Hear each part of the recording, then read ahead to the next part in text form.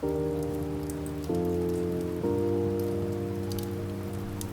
guys, this is just a quick trigger warning. This episode does discuss murder and may be disturbing to some listeners. Please take care.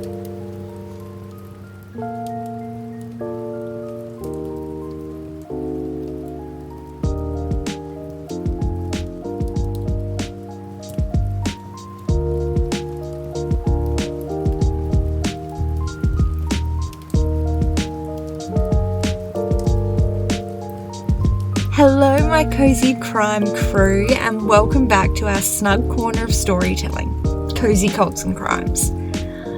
I'm Bubbles, and as we nestle into our favourite spots, let's unravel today's case, a story stitched with mysteries woven with the fabric of destiny.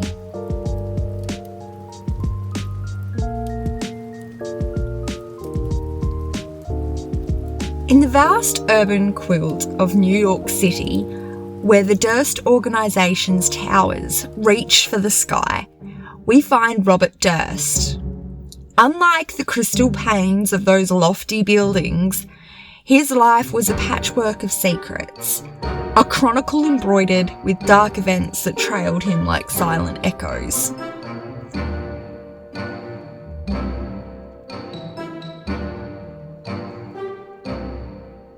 The vanishing of his cherished wife, Kathie, the startling demise of his confidant and best friend, Susan Berman, and the disturbing end of his neighbour, Morris Black, aren't just threads in Durst's tapestry. They are puzzles cloaked in the shadows of his remarkable existence.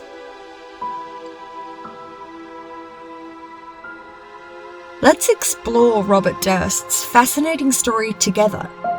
We'll uncover the intricate details of his life, mainly through the captivating documentary series The Jinx, which drew global attention to this unique saga and became an integral part of the case.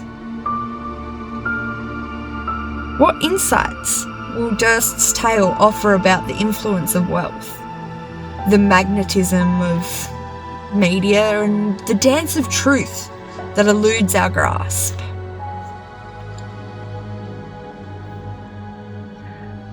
The life of Robert Durst is not solely a public spectacle. It's also a profoundly human tale of family and the lasting impressions of childhood.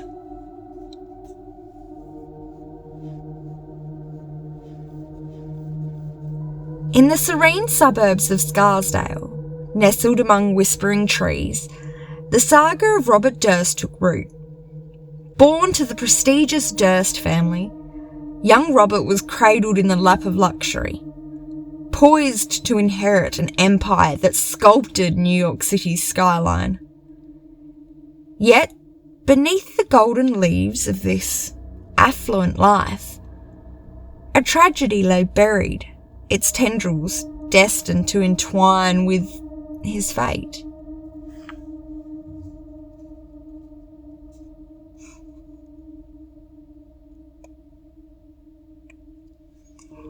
The untimely loss of his mother, Bernice, cast a long shadow over Robert's childhood. Her tragic departure from this world, an unfortunate fall from their home's rooftop, left ripples of sorrow that would touch every corner of his young heart. The memory of that fateful day, as recounted by Robert, was a scene of such gravity that it seared itself into his very being. Yet this memory stands contested by his younger brother Douglas, casting a haze of doubt over the clarity of the past.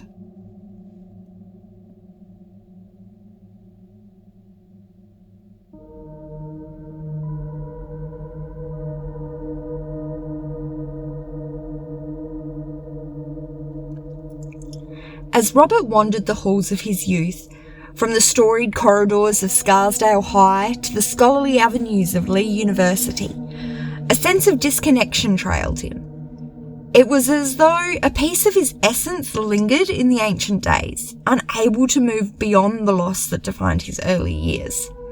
His pilgrimage to UCLA brought him new bonds, notably with Susan Berman, hinting at a longer for deeper ties.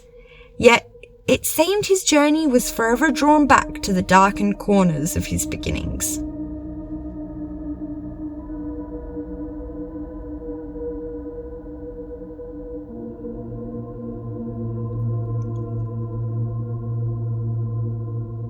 A pivotal chapter unfolded when Robert's father Seymour bestowed the family legacy not upon the eldest son Robert, but his younger brother Douglas.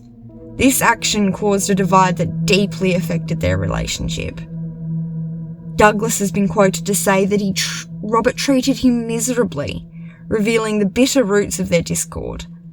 This was no mere skirmish over business. It was a duel for recognition, a battle for a place within a lineage where one's name was quite literally etched in stone.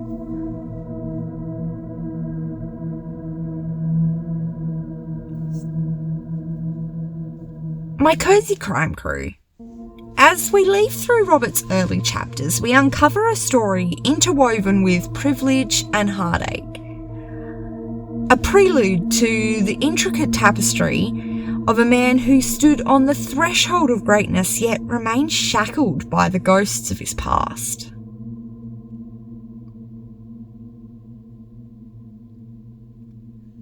And as we continue to turn the pages of Robert Durst's life, we come upon a chapter that casts probably the longest shadow over the narrative. It's a chapter that begins with a question mark that has lingered in the air like a chill that never entirely faded away.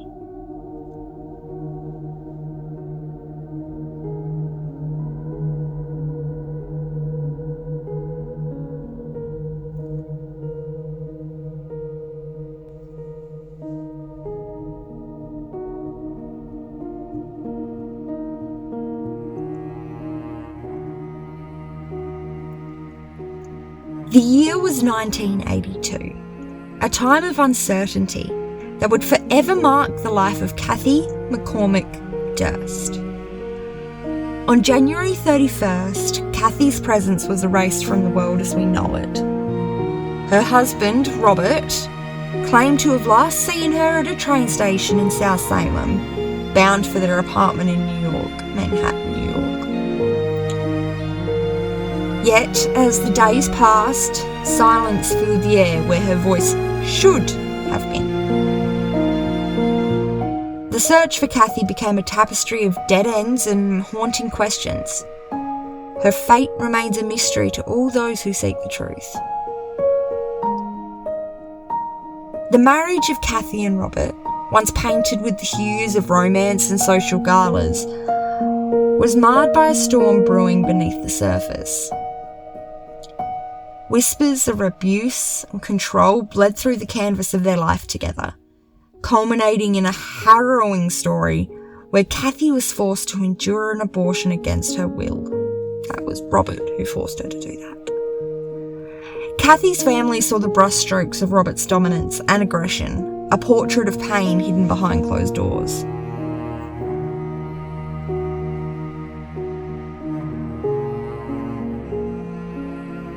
The quest to uncover the truth behind Kathie's disappearance was a path fraught with obstacles. Robert's reluctance to aid the investigation, his removal of Kathie's possessions from their life together, and the elusive nature of concrete evidence created a labyrinth for the investigators.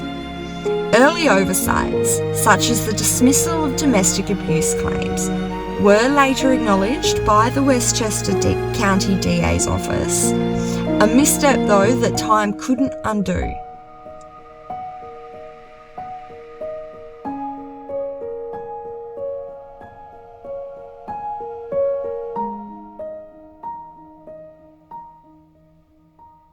Amidst the silence, rumours and theories swirled around like autumn leaves. Was Robert involved in Kathie's vanishing? Did she flee to escape the storm that their marriage was? The whispers of neighbours and the fears confided to friends painted a chilling picture of a life on the edge.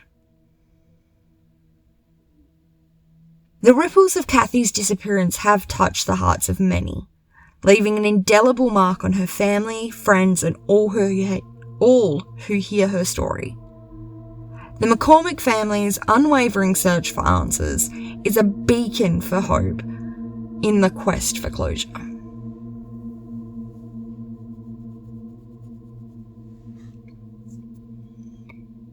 As we continue to weave through the intricate narrative of Robert Durst, we now arrive at a juncture where past and present collide.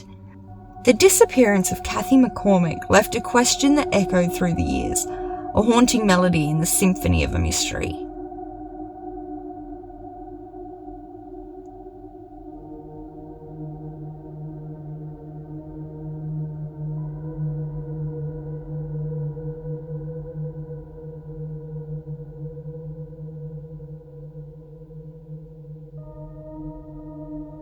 In the wake of Kathie McCormick's vanishing, the world Robert Durst knew transformed into a labyrinth of legal battles and the relentless spotlight of public scrutiny. Despite the shroud of suspicion cast by law enforcement and Kathie's family, Durst remained ahead of the prosecution, navigating a reality far removed from the ordinary. Durst's life in this period was a mosaic of relocations and attempts to blend into the background.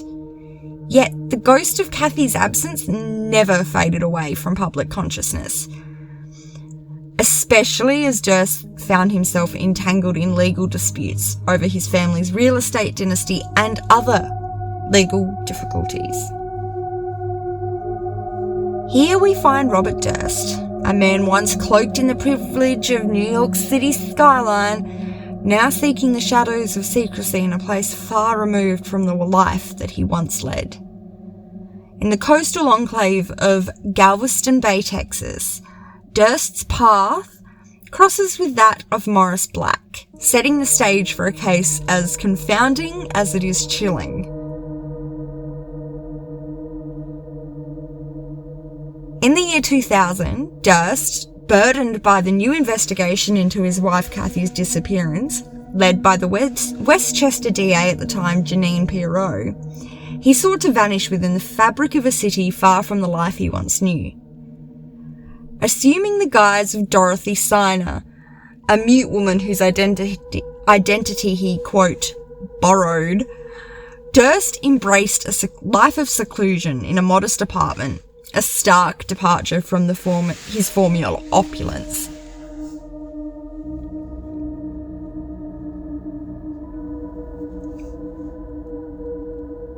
But the quiet tides of Galveston Bay would soon reveal a grim secret. It was here that the dismembered remains of Morris Black were discovered. A chilling find that would entangle Durst in a new web of suspicion. A receipt with Durst's name, found among the scattered remains, became the thread that connected him to the gruesome scene.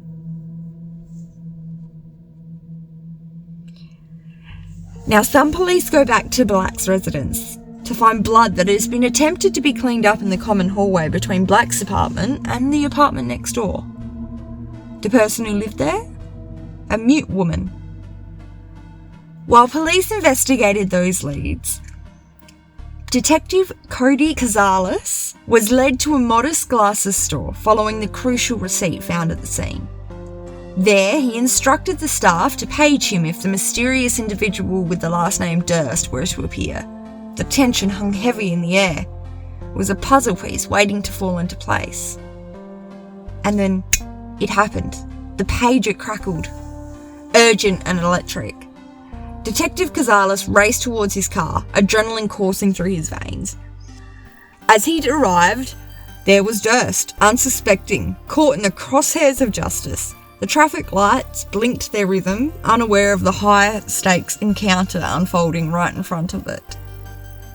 In that charged moment, Detective Cazares confronted Durst, the man whose name had haunted the investigation so far. The dismembered remains, the chilling scene, it all converged at this intersection of fate. Durst's eyes met the detective's, and time seemed to stretch, a silent battle of wills. The glasses store, once mundane, now held the weight of truth. The mystery was starting to unspool, thread by thread, as Durst stood there, unknowingly ensnared. And in that fleeting instant, justice edged closer and closer, casting its long shadow over the quiet streets of Galveston Bay.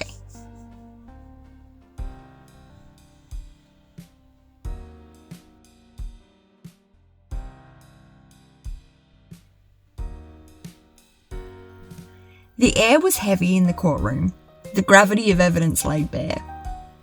Bloodstains and the remains of a hasty clean-up effort painted a haunting picture within Durst's dwelling.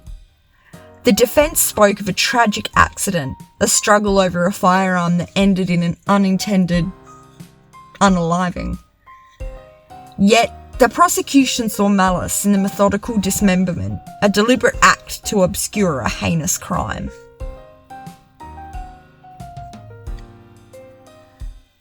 The jury, facing a tale of panic and desperation, found resonance in the narrative of an accidental killing. Durst's acquittal, yes, you heard me right, Durst's acquittal on the murder charge left many, many questions unanswered. A verdict that would echo in the annals of criminal history. And here we leave behind the murky waters of Galveston Bay and the tragic tale of Morris Black. Our journey through the labyrinth of Robert Durst's life brings us to another pivotal chapter though. It is a chapter that beckons us back to the bustling streets of Los Angeles, where the life of one Susan Berman unfolds. A life interlaced with loyalty, literature, and legacy.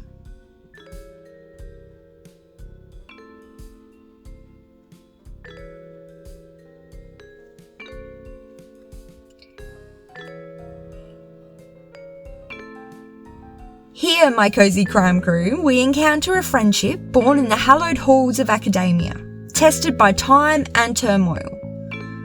We stand at the precipice of a story that asks us to consider the price of silence and the weight of secrets carried throughout the years.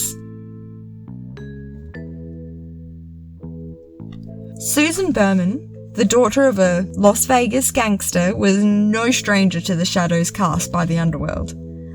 Her father's own legacy loomed large, but it was a mantle she bore with grace and pride, channeling her experiences into a career as a crime writer. Her memoirs, including the notable Easy Street, were a testament to her resilience and ability to navigate organised crime's murky waters. Throughout their friendship, Durst was a pillar in Berman's life, providing financial support and standing by her side through life's milestones. He walked her down the aisle at her wedding. And in turn, Berman was the staunchest ally to Durst, especially when the spectre of Kathie McCormick's disappearance cast a pall over his life.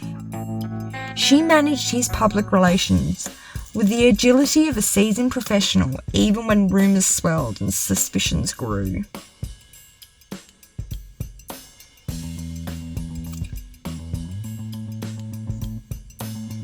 But it was this very trust that prosecutors later argued led to Berman's untimely demise.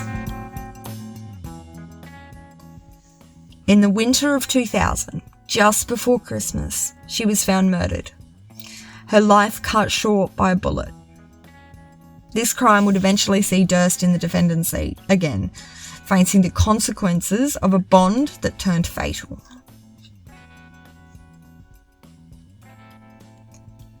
The trial that ensued was a spectacle that not only gripped the nation of America, but the world. Prosecutors depicted Durst as a man who would go to great lengths to silence those threatening to reveal his darkest secrets. And the evidence presented was pretty compelling, especially the cadaver note that directed authorities to Berman's body. Durst's long-standing denial crumbled when his attorneys admitted that he did pen the note. This revelation placed him at the very crime scene. Now, the proof of Durst's authorship of the cadaver note came to light in the HBO series The Jinx. A letter found in Susan Berman's belongings bore handwriting strikingly similar to the cadaver note. This detail would become a cornerstone of the prosecution's case. Handwriting analysis, witness testimony, and Durst's own chilling words captured on a hot mic. Quote, "Killed them all, of course," end quote, wove a narrative that left very little room for doubt. In 2021, Durst was finally convicted of the heinous murder of Susan Berman. This long-awaited verdict marked the end of a gripping saga that revolved around the intricate dynamics of friendship and betrayal. This trial also served as a poignant reminder of the extraordinary lengths people are willing to go to safeguard their deepest and darkest secrets. Ultimately, it underscored the unwavering and timeless power of truth in unravelling even the most complex webs of deception. And as the gavel falls on the trial of Susan Berman, we now shift our gaze from courtroom to the small screen, where the saga of Robert Durst unfolded in a different light. We're entering the world of the Jinx, the life and deaths of Robert Durst, a documentary series done by Andrew Jarecki that peels back the layers of a mystery that has captivated the entire world. The HBO documentary series The Jinx cast a spotlight on the dark corners of this mystery, with Robert's words fanning the flames of suspicion. His off-camera confession, a slip of the tongue that reverberated through the halls of justice, became the key that reopened the doors to an investigation. Part 1 of this groundbreaking series, crafted by Andrew Jarecki, as I said, takes us through Durst's strange and tumultuous history.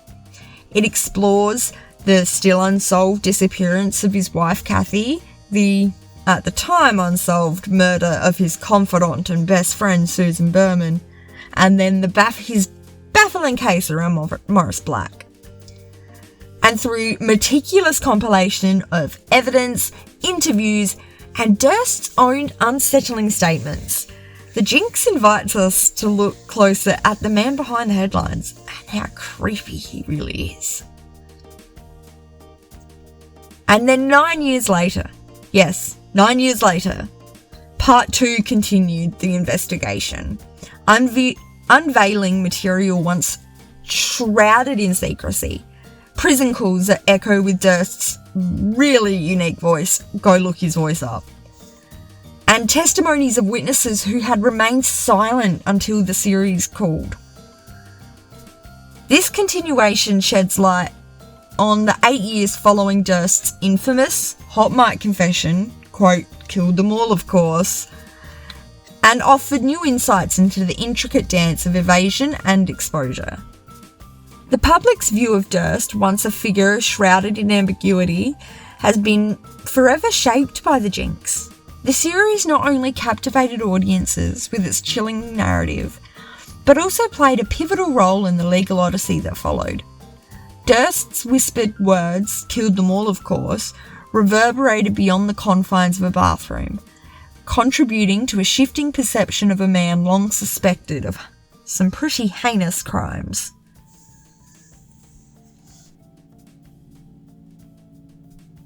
Today, the impact of the Jinx is undeniable. It has not only set a new standard for true crime storytelling, but has also underscored the media's profound influence on the pursuit of justice. The McCormick family's ongoing civil lawsuit against Durst's estate, fueled by the series' revelations, continues their relentless quest for answers and accountability. And as for Durst, after his trial and sentencing for the murder of Susan Berman, he tested positive for COVID-19. He was hospitalised and placed on a ventilator.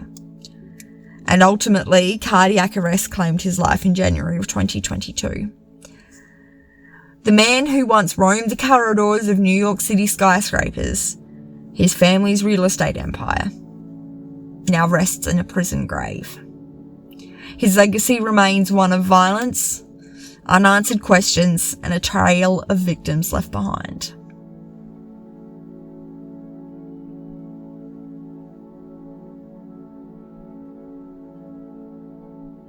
And so, my cozy crime crew, as we reach the end of today's journey, a path that has taken us through the twists and turns of a story that continues to intrigue and confound. We've delved into the depths of Robert Durst's complex life, witnessed the power of documentary filmmaking in the Jinx, and pondered the elusive nature of truth. And as the curtain falls on this episode, we are reminded that the quest for justice is never truly over. The stories we share are chapters in an ongoing narrative, each a piece of this giant puzzle that challenges our perceptions and ignites our curiosity.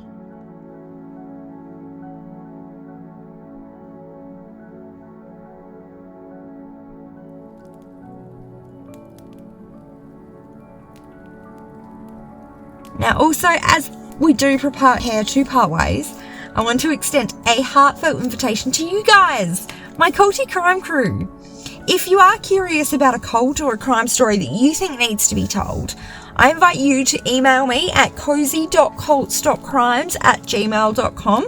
That's cozy.cults.crimes@gmail.com. Your interests and insights help me shape these episodes, and I hope together we can continue to uncover the mysteries that lie hidden in the shadows. Now, if today's episode has touched you, if it stirred something within, please take a moment for yourself. Practice self-care, reach out to a friend, or enjoy a warm cup of tea wrapped in your dressing gown, hoodie, or comfy clothes, whatever makes you happiest. Look after yourselves, because it's in looking after our own souls that we find the strength to face the complexities of life. Until next time, keep that flame of curiosity burning, but never forget the warmth of the fires that keep us all connected. Be well, stay cozy, and remember, in pursuing truth, we always hope to find the light.